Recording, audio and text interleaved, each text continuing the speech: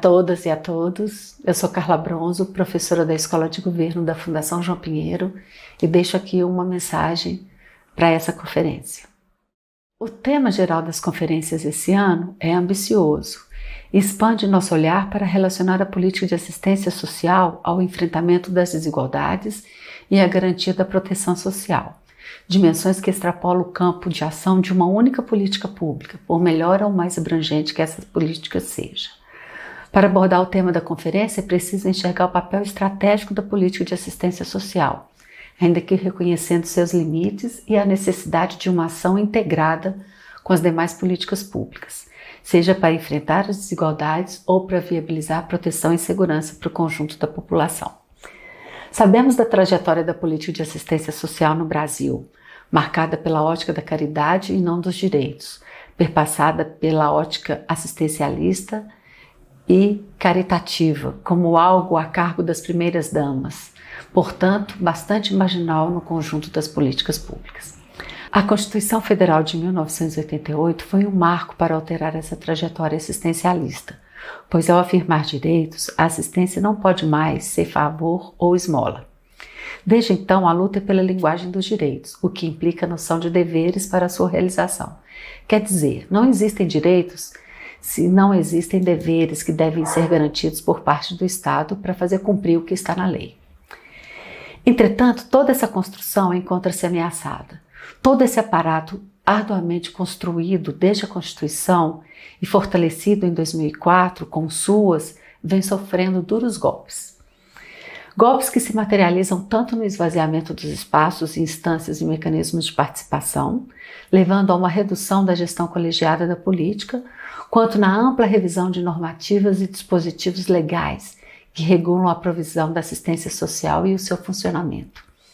São mais de 725 portarias e resoluções, considerando aqui apenas as de 2001 e 2016, que serão objeto de análise e serão revistos os mecanismos e incentivos que afetam diretamente o Pacto Federativo, o SUAS e seus dispositivos.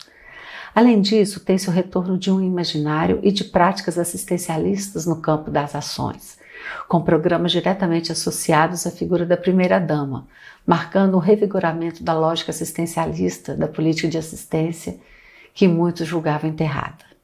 Mas um dos golpes mortais refere-se à redução brusca das condições de financiamento das políticas sociais em geral e das políticas de assistência em particular, a partir da Emenda Constitucional 95, aprovada em 2016, conhecida popularmente como Teto de Gastos. Essa emenda objetivou limitar os gastos públicos por 20 anos, para frear o aumento da dívida pública e atenuar a crise fiscal. Na prática, entretanto, essa limitação orçamentária afetou diretamente os gastos com as políticas públicas no geral e concretizou um retrocesso das políticas sociais após anos de avanços. Retrocesso esse que implicou o agravamento da fome, da desigualdade e da pobreza. Aliado a tudo isso, tem-se a pandemia do Covid-19, que atingiu em cheio populações mais pobres e em condições de vulnerabilidade, que conseguiram, a partir do auxílio emergencial de 2020, apenas sobreviver. Mas os dados mostram que o auxílio do governo em 2021 não será capaz de conter a pobreza, e esta vai aumentar ainda mais, demandando muito mais esforço por parte dos governos para atuar como agente central para a proteção dessas populações.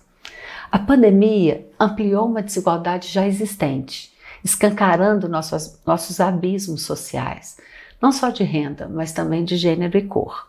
Em Minas Gerais, tem-se, por exemplo, em maio de 2021, mais de 1,3 milhões de famílias, ou 3,7 milhões de pessoas em condição de pobreza, com renda inferior a R$ 178, sendo que mais de 1 milhão de famílias estão em situação de pobreza extrema, com renda até R$ 89, o que corresponde a quase 3 milhões de pessoas. O enfrentamento da pobreza constitui, portanto, um tremendo desafio, demandando o investimento do Estado na provisão das transferências e serviços de proteção social, contribuindo para que os municípios mantenham e expandam a oferta de proteção. Condição de pobreza agravada pelos efeitos da pandemia e pelo desmonte da política no âmbito federal. As políticas de renda básica de cidadania podem ser desenhadas para proteger as populações em uma perspectiva mais universal, em uma sociedade na qual a inserção social pela via do trabalho encontra-se reduzida. E uma visão de um Estado socialmente ativo precisa ser cultivada, pois a pandemia tornou evidente sua importância como elemento central para a proteção social. Mas não um Estado mínimo que deixa para o mercado a tarefa de inserção social dos indivíduos e famílias, mas um Estado comprometido com a justiça, entendido como um grande elemento que interfere diretamente na estrutura de desigualdades em toda a sociedade.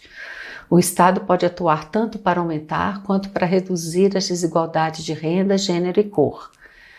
Mas para ampliar a proteção, é preciso ampliar também a capacidade de financiamento do Estado, que pode ser alcançada a partir de mudanças nas regras de tributação e na estrutura orçamentária do Estado, contribuindo mais quem tem mais. Não tem como se comprometer com direitos e não com os meios para provê-los. Direitos não permitem gradações, ou é sim ou não. E para que existam direitos é necessário sempre reafirmar o pacto social que os sustentam, que é a expressão de como queremos viver como sociedade, com mais justiça e solidariedade. A defesa da assistência social, de seus princípios e meios, é condição fundamental para isso. Tenham uma boa conferência, que vocês consigam discutir, refletir sobre todas as questões, achar soluções e sermos resistência.